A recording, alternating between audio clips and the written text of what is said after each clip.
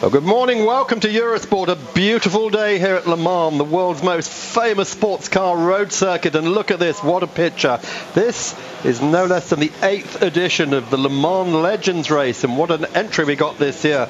Massive. I'm Mark Cole, alongside me Chris Parsons, Neville Hay. We're going to take you through the next 45 minutes of one of the highlights always of this race. Neville, just tell us about the period this year for the race.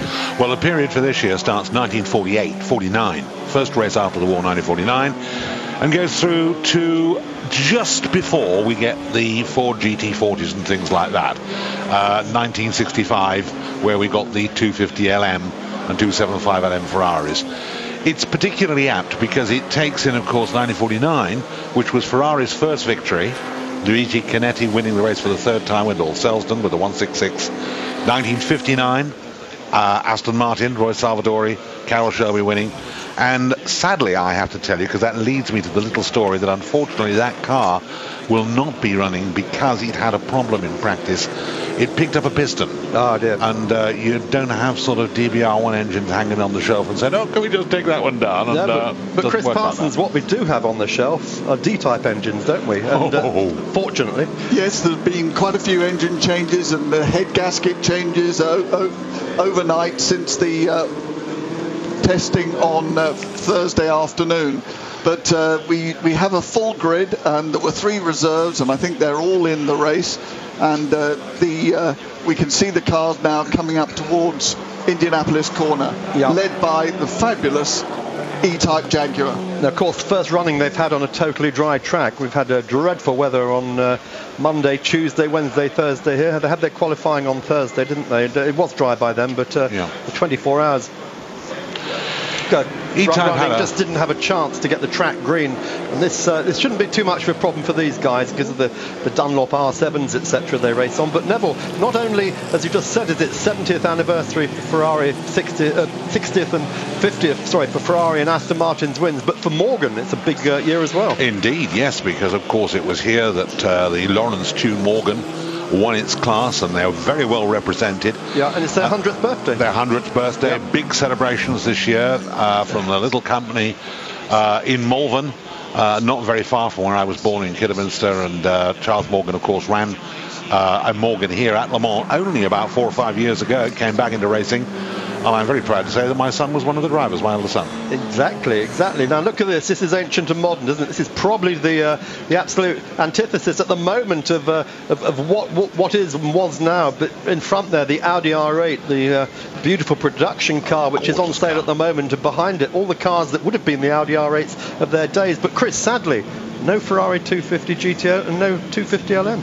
No, well, there is one 250LM driven by Carlos Monteverdi, the yellow car at the front there. Not a red one then, I should say. No, not a red one. No, that's the Execuria Belge car. And the E-Type, for those of you who like to cast your mind back, there was a man called Bill de Selincourt who took up racing when he was about 38, 39 years old. That's his E-Type, supplied by Jaguar. He's been one of their demonstrators.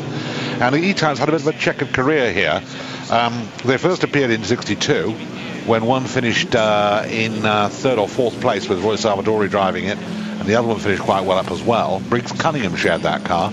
And then, of course, the lightweights came here, and they had a terrible time. They just didn't work for some obscure reason or other. Right, coming through the Porsche curves, the most probably demanding part of the whole of the Circuit Permanent de la Sarthe, and we're just getting ready then to come down through those corners, through a karting corner, then down to the Ford chicanes, and they'll be rolling for the off. So, Neville, we're going to ask you to talk us through the race, but Chris, just something about the pole position car, the Jaguar. Yes, it's a lightweight E-Type, driven by Neil Cunningham, and it's the first race for this car back from being rebuilt, and it was involved in a very big accident at Silverstone quite a few years ago.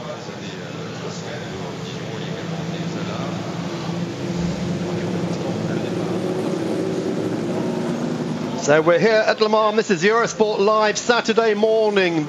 weather is here. Wish you were beautiful as the cars all now coming up for the start of this 45-minute race. And what a massive field. 60-plus cars being led by one of the ACO Audi R8 pace cars at the moment. On pole position there is the Jaguar of Neil Cunningham, and alongside him that beautiful, beautiful yellow 250L of Carlos Monteverdi. They're coming up to take the start. Neville Hay, talk us through it. Right, here comes the Jaguar now. New Zealander Cunningham having his first drive for Nigel Webb, who was also here with the ex-Duncan Hamilton C-Type. And look out for one other car.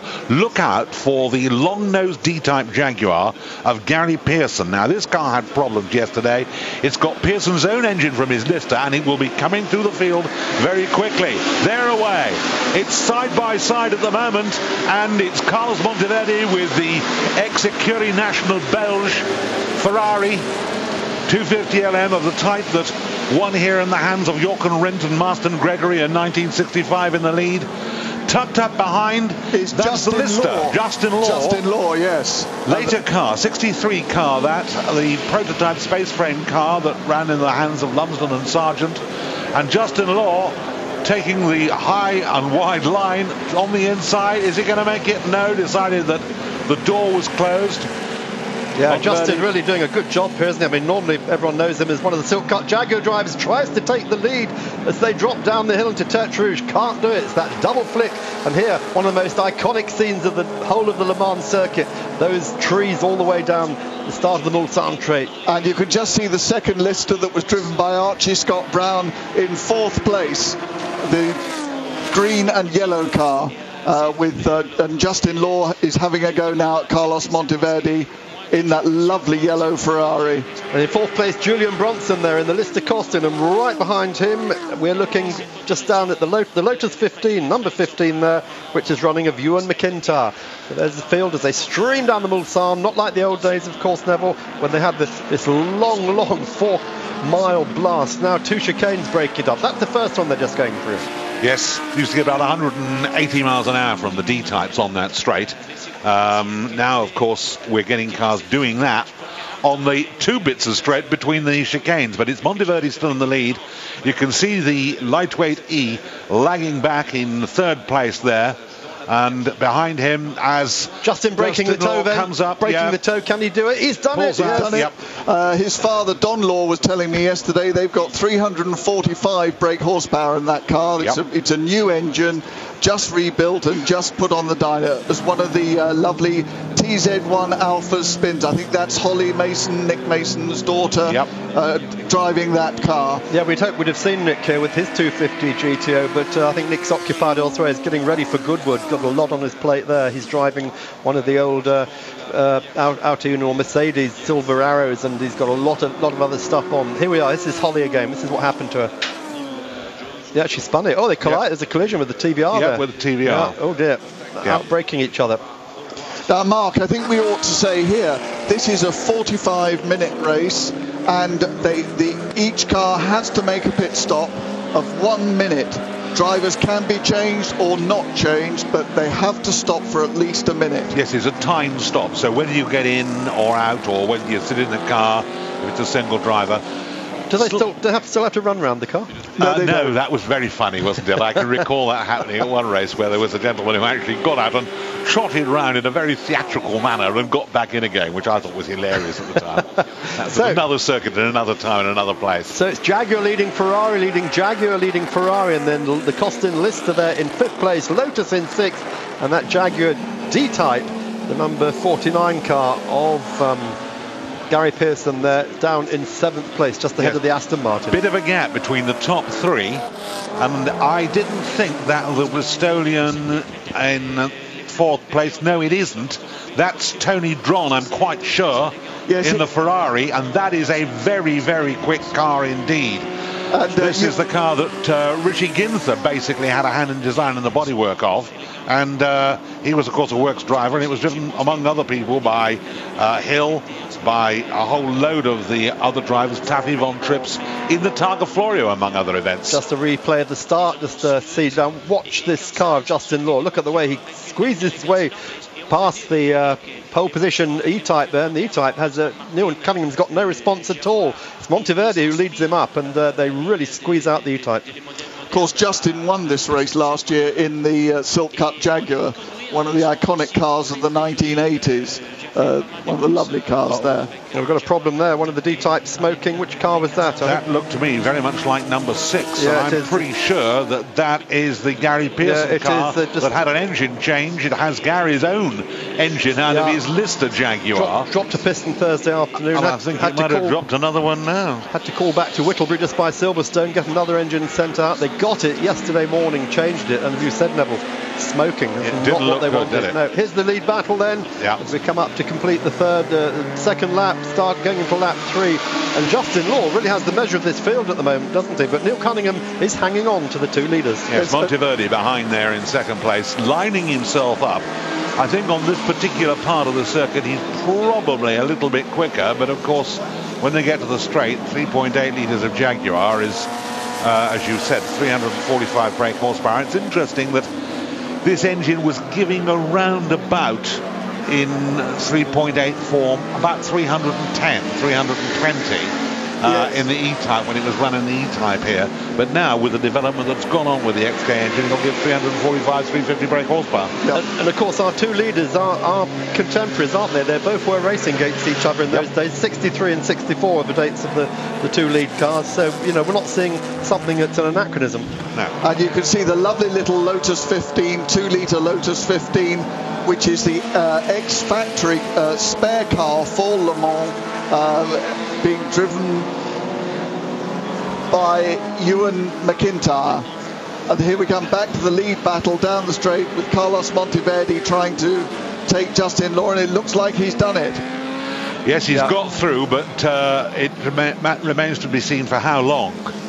Neville, how important, Neville, is it to get heat into these tyres? I mean, talking about the modern Le Mans 24 hours, it takes you half a lap to get proper heat in. Does it matter? Is it critical? It's not as critical as it was, or as is with modern cars, but it's still pretty critical. But the interesting thing that we've got there is that we've got the top 3, but there's a load of battles going on, which we will probably get to see a little bit later on. Yeah, but Neil Cunningham in the lightweight E-Type, he's got into his pace now, and look, he's really challenging the leaders. He's not going to... he's a good boy, is Neil. He really is. He'll do as he's told. And if he's told, right, you use 5.8, that's what he'll use, 5.8. He won't use 5.9, he won't use 6. Look at Justin Law's late braking. I mean, he just totally outbraked the Ferrari. I wonder, has the Ferrari maybe got some brake fade there, Chris? Well, Justin's driving that Lister, and it was specifically designed for Le Mans with a very, very low drag body, high top speed, and we saw there down Mulsanne that he can drag past the Ferrari, and he seems to be getting away now, Neville. He does. He has pulled out a respectable lead there. The Lotus 15, incidentally, that we referred to, we hope to see that a little bit later because it's an interesting car. It was Alan Stacey's car, and the Lotus 15 actually ran here with Graham Hill driving it, would you believe? Yes, it was. That was the spare car, the factory spare car for this race. But there's the standings, then we just saw there. It's Lister Jaguar Ferrari from Jaguar E-Type and Ferrari with Lister costume. Well, we're going to be taking a break in just a moment, so let's just keep an eye on what's happening up front. Justin Law now starting to pull away a little bit, but Neil Cunningham's still right there, Neville. Yes, he is. Of course, the Ferrari have drawn leading its class back in 4th place. That's the next car up with a little bit of gap. The Lotus leads its class as well. You'll be coming back to us very shortly in a few minutes, and we'll be telling you up to date what's happening here at Le Mans.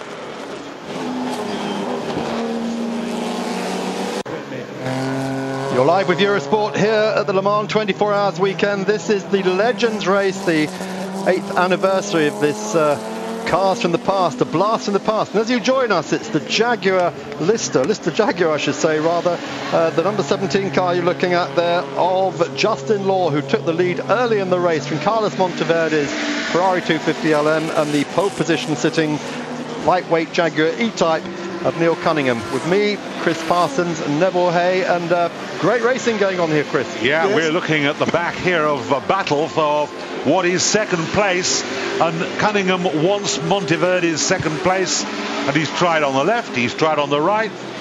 In a minute, he'll drive over the top of him. And they both seem to be reeling in Justin Law, who, again, may have a brake problem. Yes, they're much closer than they have been for the last 2 or 3 laps. Yep. Those three are really having a good Le Mans dice together. Yeah, this E-Type, of course, the older of the 3 cars there. That's a 61 model, and the 2 cars ahead, 63 and 64. So racing, as we said, in contemporary times, but the Ferrari certainly has the brakes, doesn't it, over the lightweight E-Type.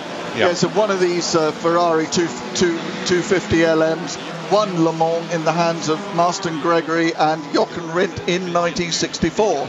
It did indeed. I thought the hilariously funny thing about it was they got into the car with the intention of seeing if they could break it. They didn't break it, it finished. That's the battle that's going on for 5th place with the Gonzales of the West Country Mark II, Julian, who is a super guy, Julian Bronson, in the X-Works Costin body Lister Jaguar. That actually is the 3rd of the cars to carry that registration number. Behind him, the Lotus 15 of the type that Graham Hill drove.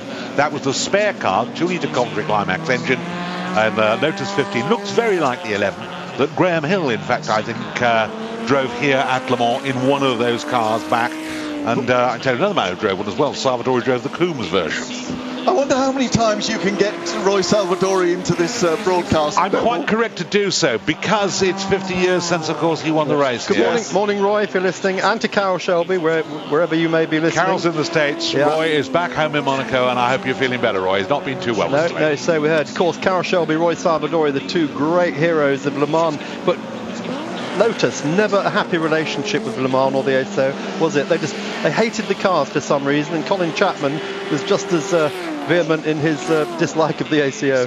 Yes, there were all sorts of incidents, scrutineering incidents with wheel studs, and one year the Lotuses were all thrown out because they had different number of wheel withholding studs back and front, and the ACO said if you need 4 studs at the rear, you need 4 studs at the front, and that the cars were out. They made up as they went along, didn't they? Yes. Well, they did, but let's be honest about it. You know, Colin Chapman was, shall we say, I think the expression that is used nowadays is a little sharp. So this lead battle still going on. We're just watching that E-Type, the red E-Type at the back of that group there. Big power slide out of Arnage corner, the slowest corner on the circuit. But Justin Law in the lead Lister really does seem to have the legs on them. I have noticed, though, a couple of times puffs of smoke from that left-hand exhaust. Yeah, it's an interesting battle, is because, as you say, the E-Type's theoretically is the nearer of the road car of the lot. But on the other hand, it's got a really good development program behind it. It's been put together very well. Nigel Webb, who's also out there driving the C-Type Jaguar. We haven't had a chance to see some of the other cars there. If you do see it, it's number 4. And has this stable of Jaguars. He's a great Hawthorne fanatic and has opened up very recently the most beautiful museum dedicated to Hawthorne's cars. But look at the way Neil Cunningham is driving that car. Fabulous drifts through the Porsche curves there. They are very fast. He is a very impressive driver. In fact, all 3 of these drivers are excellent drivers. They're coming up to lap some cars. I can see an Oscar there.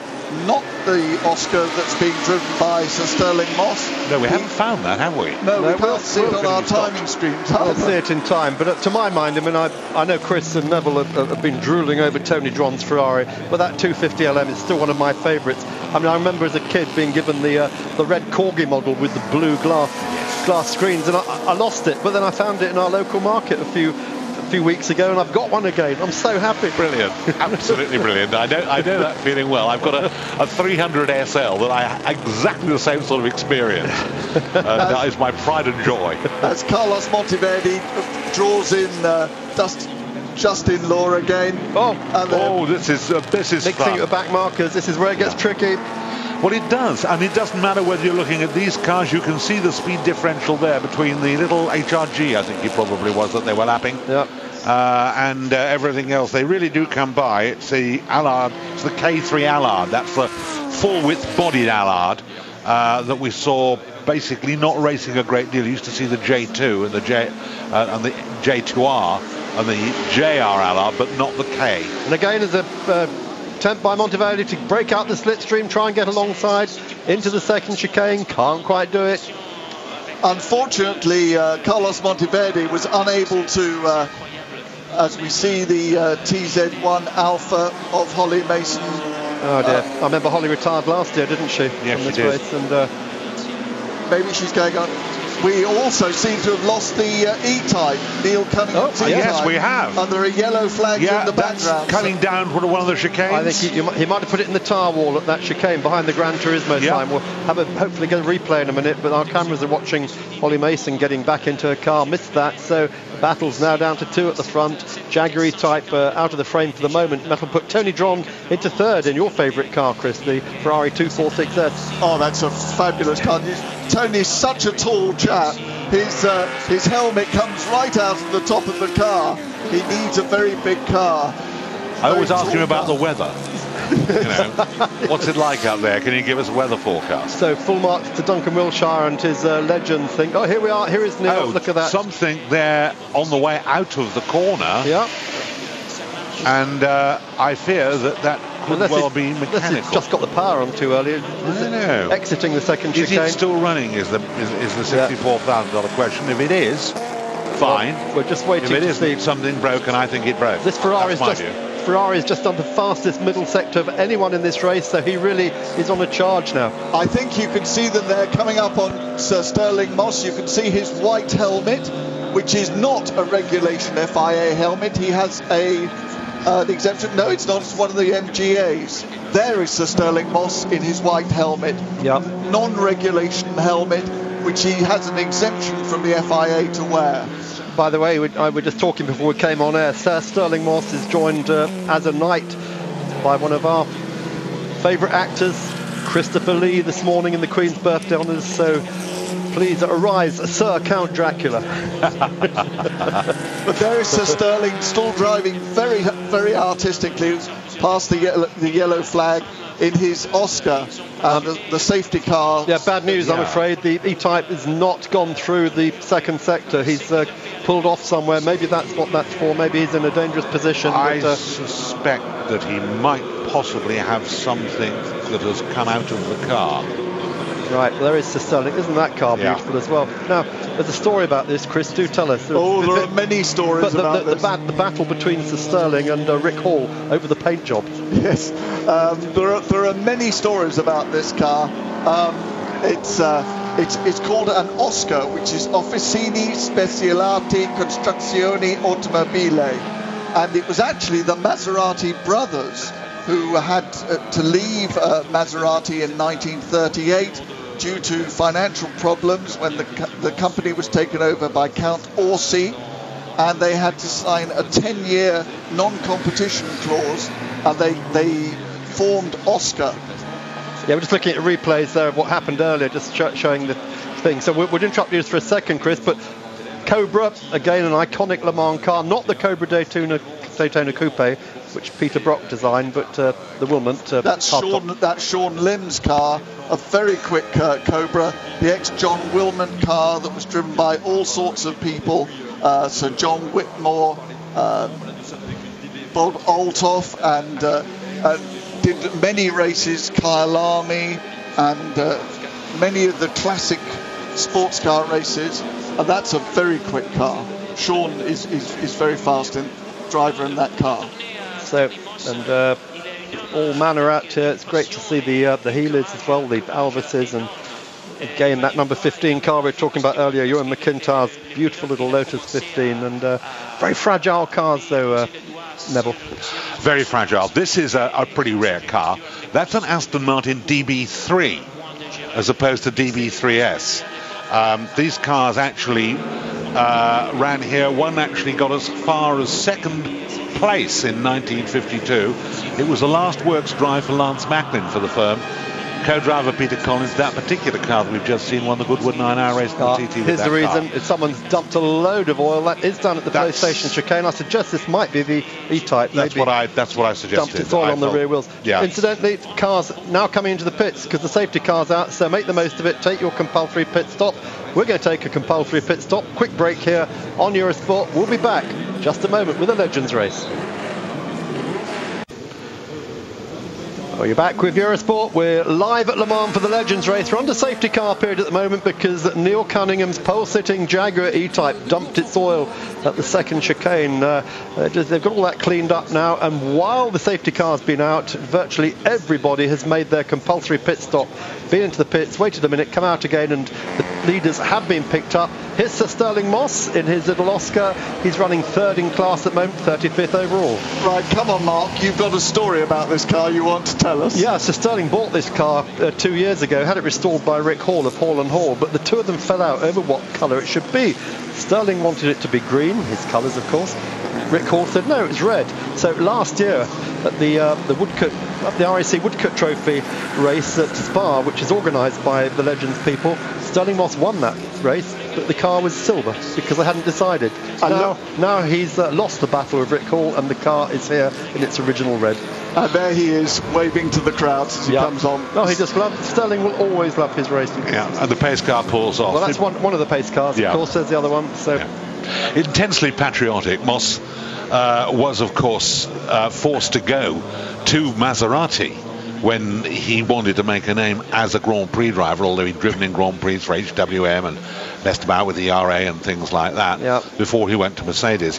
But he had a very soft spot for Maserati, and of course the Maserati brothers had left the company when Orsi bought it in 1939, and that car, which it was rumoured that it had... Let's just tell you what's happening here before we go back. We have two safety cars always at Le Mans. The first safety car we saw going in the pits, second one pulls off at the old signalling pits, and the racing is now back on. We've gone green.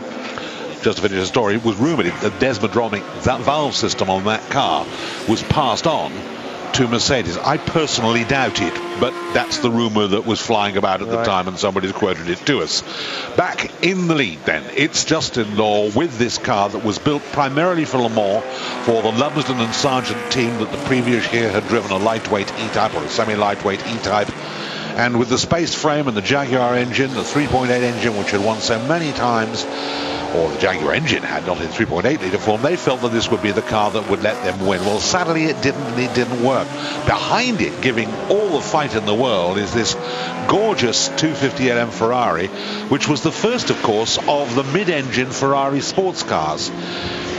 Prior to that, they'd always used front-engine cars, and very reluctantly, Ferrari said, "Oh yeah, it's supposed we have to have one of," you know, because it did speak like that.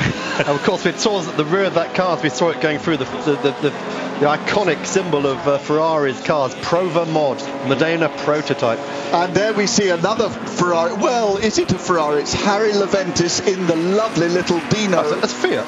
Yeah, look at this for a battle. It was led by another interesting car, the C-Type Jaguar of Nigel Webb. That's the ex-Duncan Hamilton car. It is the earliest C-Type Jaguar still racing. Right, but British Racing Green. Look at this little Dino car still racing. Isn't that beautiful? I always remember Tony Dean crashing his at Crystal Palace and shortening his car by some feet. And Ludovico Scarfiotti won the European Hill Climb Championship in this actual car. In that car. And Nigel keeping the door as shut as he can.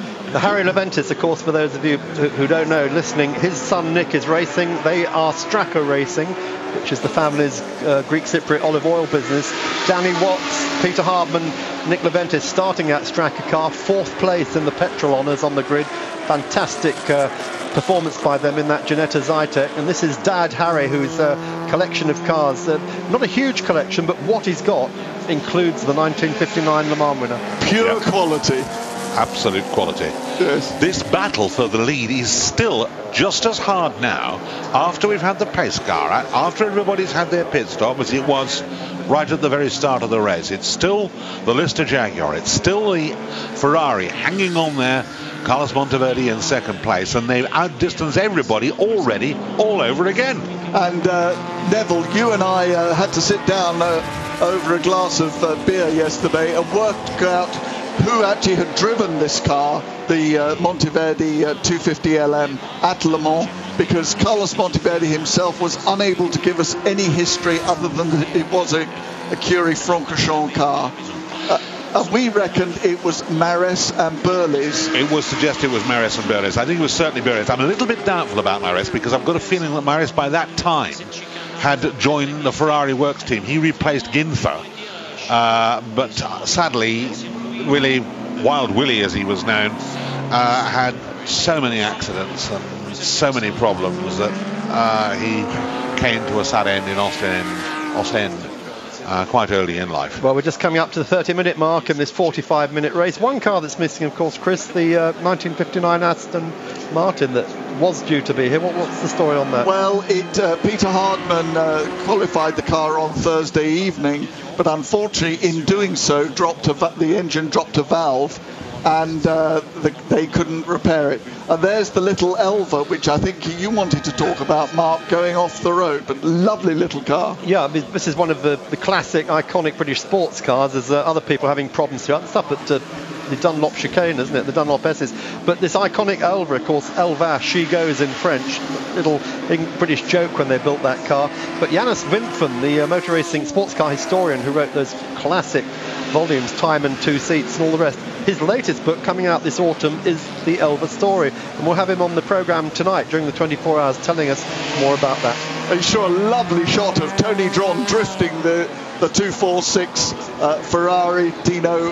This is a 6-cylinder Ferrari. Here he is drifting it through the second chicane on Mulsanne Straight, having a great fun. Tony is a very experienced driver, and he's also driving the Mercedes. He was telling me that he went to Germany this week and drove the Formula One Mercedes along with Lewis Hamilton and Jochen Mass. But slipstreaming battle continues. The Monteverdi goes back into the lead. Sorry, Chris, as you were saying. This is Tony's driving another one of Harry Leventis' cars. But if you look at the side of that car, he seems to have had a jolly good biff with somebody because there's some good straight marks. Oh, dear. Carlos Monteverdi taking the lead there. Yeah, he's retaken the lead and sort of put his foot down, literally. And that's the first time that he's been back in front.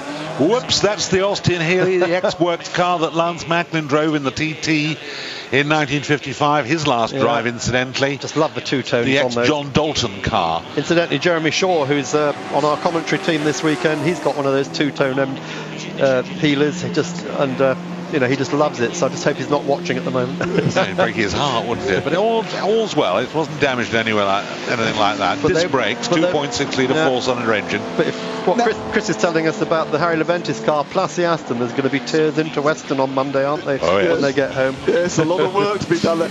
Now, Neville, maybe you could fill the viewers in on some of the history the technical history that we can see here. I mean, we were saying earlier that these cars most of them have disc brakes.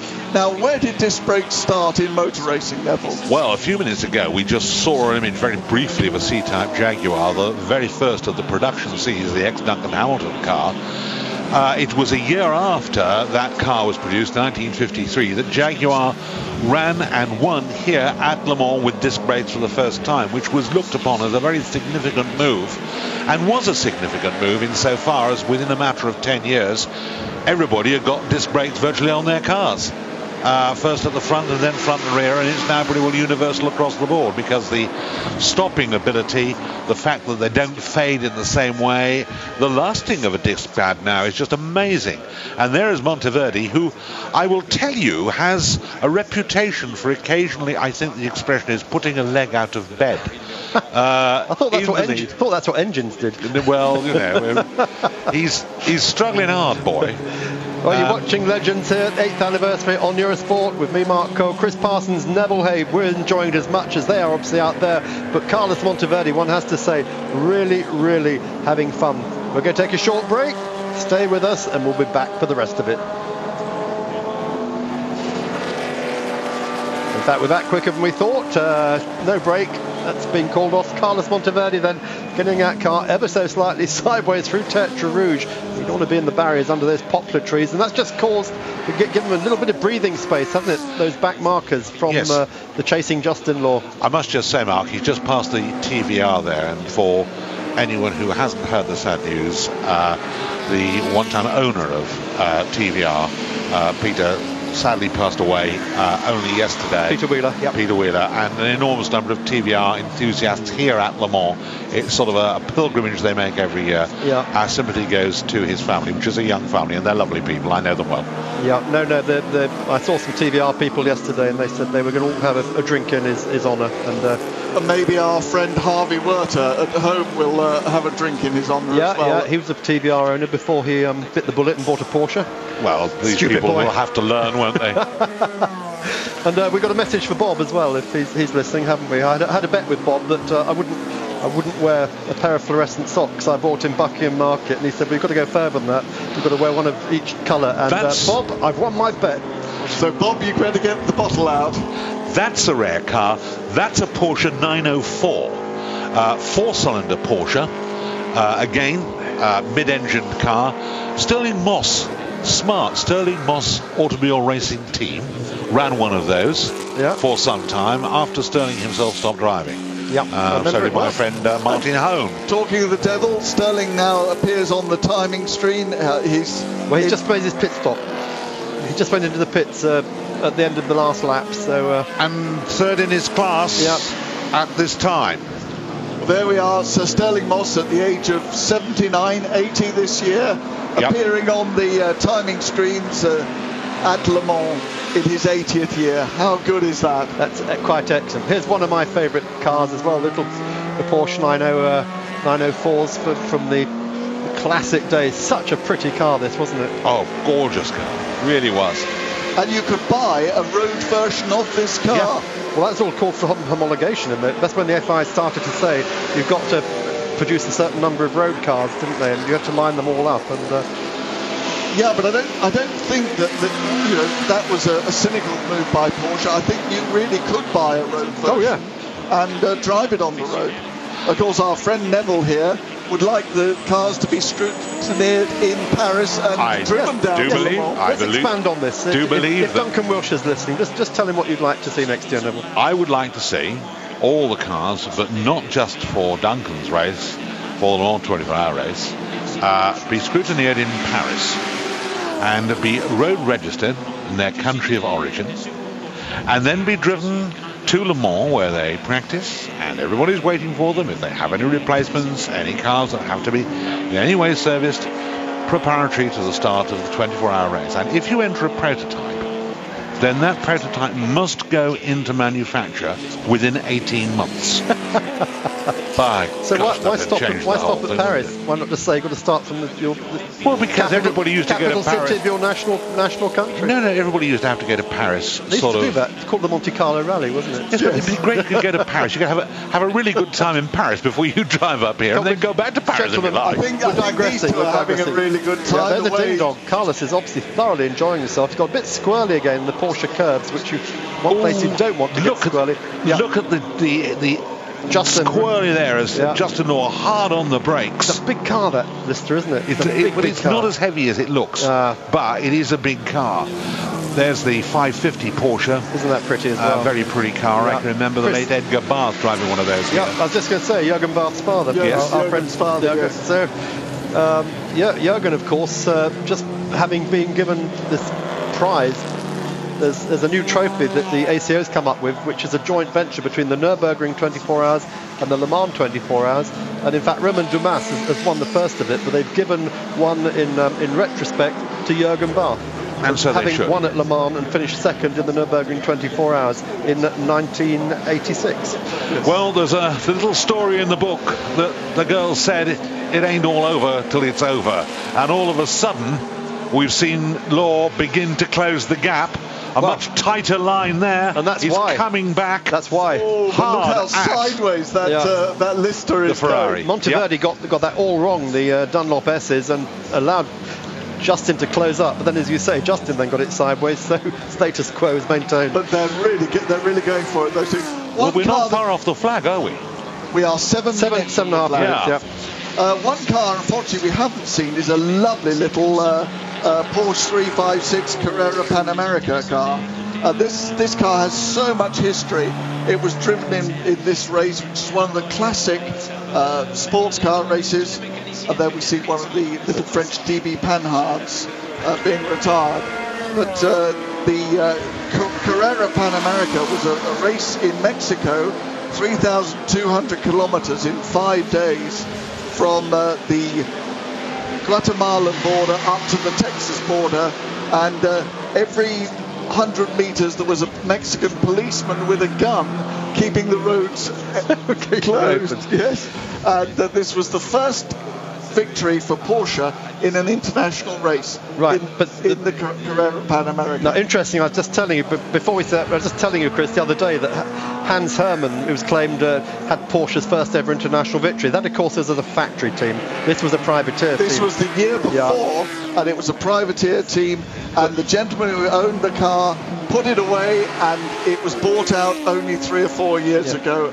And these two guys have bought it and are driving it here today. So that can be truly said to be the car that introduced Porsche to the Americas. So excellent. Neville. Closing and lapping the Austin Healey 100S there, the leader Carlos Monteverde with the Ferrari, and tucked up behind him Justin Law, who's closed the gap and looks determined in the 2 or so laps that are left to us of this 45-minute race. We're heading for a Silverstone type finish, aren't we? It is indeed. I have to do my impersonation of the late Peter Scott Russell. So yeah, great racing. Terrible thing. I'll tell you a little story about it a bit later on. Off air. No, I think I can tell it on air. Excellent driving. Look at this. All these gentlemen drivers. We saw Sterling Moss doing it, waving people by. Just tracks the oil chaps, please pass by, because they're having their own race behind them. But these are the two race leaders outright, and what a battle. Ferrari against Lister Jaguar here at Le Mans. Yeah, such has been the battle between these two cars, the 3 cars when Neil Cunningham was also in. We have unfortunately not had an opportunity to look at some of the cars that are here and that are in fact just as interesting to watch. As that was the Lister on the ragged edge there. Justin Law, I fear, will be looking for a Draper's Open in Le Mans if he has another corner like that. There is the Porsche we've just been talking about, the Carrera Pan America. Still restored in its original Pan America colours. Yep. Not restored. Well, it is as it was. Absolutely as it was. Right. It was put away, and it is totally genuine car.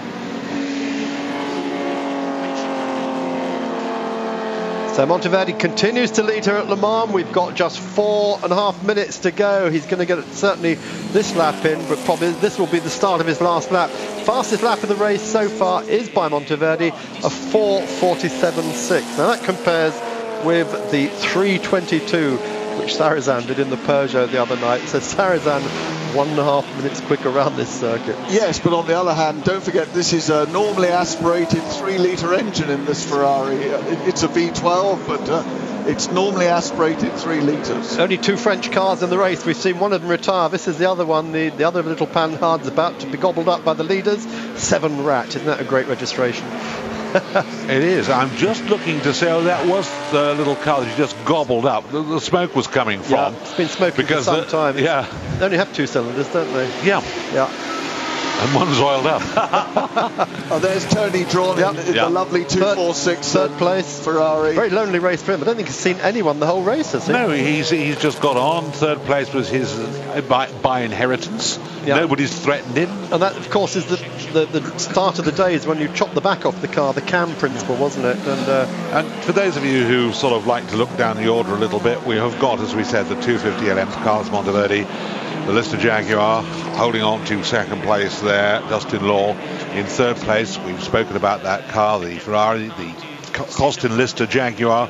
Well, that's there. That's Julian Bronson. The Lotus 15 of Evan McIntyre. Incidentally, as we look down that list, of course, the Lotus 15 is leading its class. The Jaguar D-Type is leading its class as well, and that's quite a well-driven car too. We've had hardly any chance to talk about Gavin Pickering's D-Type there. Neville, just out of interest, Ferrari put this transparent cover over his carbs on quite a lot of his cars. Is it just to keep the elegant lines? Well, basically, I think it stuck up through the bonnet, and you couldn't have it sort of out in the air because of our friends the flies. So you've got to cover it with, literally. Yeah, so you've got to cover it with something. So you covered it with a Perspex cover. It kept the elegant lines then, didn't it? Otherwise you'd have this ruddy great red blob there. Great big blob on the front. And there, again, it probably obscures something for the driver, wouldn't it? So very clever that. And the Fliegenhofen crashed. And you can also see in this Ferrari the large windscreen that the cars were obliged to put on, and the cars were not designed with the large windscreen, so well, indeed, they always looked a little bit ugly. Like the Lister as well, of course, that one of Bronson there, but aero screens would have been what the commentator would have preferred to have, wasn't it? If nothing, if at all. And this is iconic colours as well, aren't they? The factory Lister colours of Brown Lister. Well, and driven here by Archie Scott Brown in the period when this car was built. Did he ever actually race at Le Mans? Yes, he did. This car was driven by Archie Scott Brown at Le Mans. Right, there was some dispute whether he was actually allowed to drive. No, I don't think that Archie actually ever did drive at Le Mans. He certainly drove at Spa, we know that. Yes, and he didn't drive at Le Mans. He was killed at Spa. Yeah. He didn't drive at Le Mans. If I may just go on to class winners, also the Leventis car, number 31, that little Ferrari also wins its class. Or will win its class. It ain't over yet, never. And it ain't over yet, but also win some consolation for the loss of his lightweight E-Type, and going very well too. Number 4, Nigel Webb, is leading his class, so that looks also as if he might have that one sewn up quite nicely. We're looking at the Lotus 15 coming down towards the end of the Mulsanne, and we're looking now at the leader on your screens now, this yellow Execurie National Belge car, who had many places here at Le Mans over the years that they were competing. They were great Ferrari enthusiasts, prior to which they were great Jaguar enthusiasts, with the Belgian band leader Johnny Claes, with of course Olivier Gendebien, who won this race on so many occasions. Justin Law. We've lost Justin Law. Where is he? I've lost Justin Law too. No, I think he's there, but I think he's unfortunately some way dropped back. Yes. Dropped back more than a little bit. Yes, he's dropped back an awful lot. He's still in second place as far as I can see. Yeah, he's gone through the second sector certainly, but Carlos Monteverdi has set two faster sector times, so the Ferrari is going extremely quickly. He's just having a real blast on the last lap. He's determined he's going to win this one, isn't he? Oh yeah. Everyone getting out of his way. Yeah. But Justin Law's dropped way back now. He's probably more than 10 seconds back. It was 1.5 at the beginning of the lap. Light blue American D-Type being lapped there. Yeah. D-Type lapped at Le Mans. Can hardly believe such a terrible thing could happen. Out of the Porsche curves and into what is now called Corvette curve. It was karting, it's now called Corvette curve. And then braking for the final time as they come out down to the Ford chicane. Past the other Oscar that we've had little chance to talk about, because apart from the Moscow there was another one, and in the background there you could see just come in. Law just coming into view. I think he might have had a moment somewhere because it was looking a bit ragged, wasn't it? Yeah, he suddenly just disappeared and he's really... We didn't see it, unfortunately. You didn't see it, folks at home either, so nobody knew what happened. The checkered flag comes out and Carlos Monteverdi takes the checkered flag. You talked about putting a leg out. He's certainly got an arm out to take the checkered flag. Well done, Carlos. Here comes Justin, 7.8 seconds behind. He crosses the line, waiting for Tony Dron. He's going to be probably another 10 seconds back, but good finish for those guys, and well done, Carlos Monteverdi. Yep. Yes, and hopefully Harry Leventis will get the lovely little Dino in as well. Now, he will. He'll have his class win there, and another interesting car we saw on the line there. For those of you who love Le Mans history, one of the great Jaguar drivers at Le Mans was a man called Leslie Johnson. Yeah. That was his old C-Type that we saw past the line. The only one ever fitted with an overdrive gearbox. We're still waiting for Tony Dron to cross the line. Now, this is very significant, of course, this win here this morning, because it's the 60th anniversary of Ferrari's first win. Here comes Dron. And, of course, the starter for the 24 hours this afternoon is Luca de Montezemolo, boss of Ferrari. He, no doubt, will be going down to the pits in a minute just to go and congratulate Carlos and thank him for giving him the 60th anniversary win.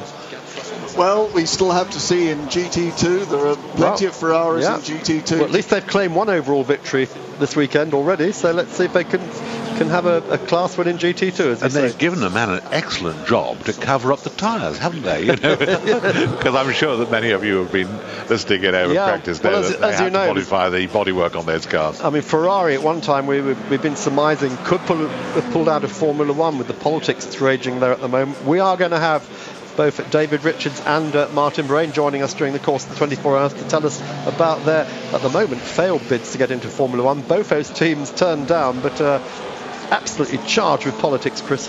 Oh. Well, as always, but maybe now even more so, as we see Carlos Monteverdi drifting his car with Justin Law again hanging the back end of the lovely Lister Jaguar out. I'm afraid we don't know what happened to Justin, because I'd assumed he was going to have his all-out go on the last lap to try and take that win. And isn't this pretty? This is a very pretty car. You are quite right. And Tony actually quite snug in that, isn't he, for once? Yes, it's got the biggest screen that actually he can get inside, I think. But, there we are. So congratulations to those three: Carlos Monteverdi, Justin Law, and to Tony Dron. And there is Sean Lynn in the lovely Wilmot red with a white striped Cobra. Yeah, but there's such great colours, those, aren't there? Just seeing where Sean might have finished. To have a quick comb down, he was an awful lot further back than we would have anticipated that car would have been. Not showing in the top 54, so he's just outside. So Morgan then, also 100 years old this year. Congratulations to them, having another Le Mans finish. And Lotus Elite again, such a pretty little car. And one of your DB3s, there's the Sterling Moss. Yep. Loving it. I wonder how many more times we're going to see Sterling race. You say he's going to be 80 this year. Let's hope he'll be back next year. Speaking to him yesterday, I said that I had bought, I have a book which he wrote about the Aston Martin victory in 1959, that for 6 months I'd been saying I wanted to bring it and I wanted to get him to sign it at Le Mans. And he said, oh, don't worry. If you haven't remembered it this year, bring it next year. I'll be here. That's a great book, isn't it? It's a fabulous book, actually. I don't know if you can still get it. Mike Horton, go and see him at Silverstone in his bookshop at the Silverstone Classic. Might be able to get you one. Oh, there's a little off there. We're just looking at replays, of course, of what was going on. Yeah, that's the Elva we talked about earlier. We saw that earlier on, didn't we? So, first car actually to fit the BMW engine in the back, which of course made a name for itself in the 2002 2-litre version in the Chevron B8s and what have you. But Elva actually had it first with a man called Ray Terry, who took the 1600 version on the hills and the hill climbs, and that's when I was sort of doing hill climbs in the early 60s and things like that, as well as circuit events. Just goes to show. So you did have a previous life then? I was a small child at the time. Yes, a very small child. Cooper Monaco. That's the 1959 version of the Monaco. Very successful in the short races in UK, but not a particularly successful car in long distance racing. This could have been one of the seminal moments of the race. It's when both of them got out of shape up at the Dunlop S's. But anyway, there's Carlos just still doing his slowing down lap, saying, I'm number one, well done, and patting the roof. He can't quite pat his helmet from there, but Justin Law, as you can see, is caught up with him now. Gary Pearson, we lost sadly with the D-Type. We saw smoke coming out of it. We didn't have the Aston Martin DBR1 starting, which I think for everyone here was a great shame, because it was 50 years to the weekend that car took that famous win. So there we are. And the Project Car 2 was another car that didn't, unfortunately, have an opportunity to show its prowess here at Le Mans in 2009. So Lister's second and fourth, that's quite notable, isn't it? Yep. This is about the best Listers have ever done at Le Mans, I think. Only one ever finished here at Le Mans, and that was the 3-litre car of Bruce Halford and Brian Naylor in 1958. Well, that ends our coverage of the Legends race here at Le Mans. Eurosport, of course, live all weekend, 2:30 UK time. We're going to be back seed time.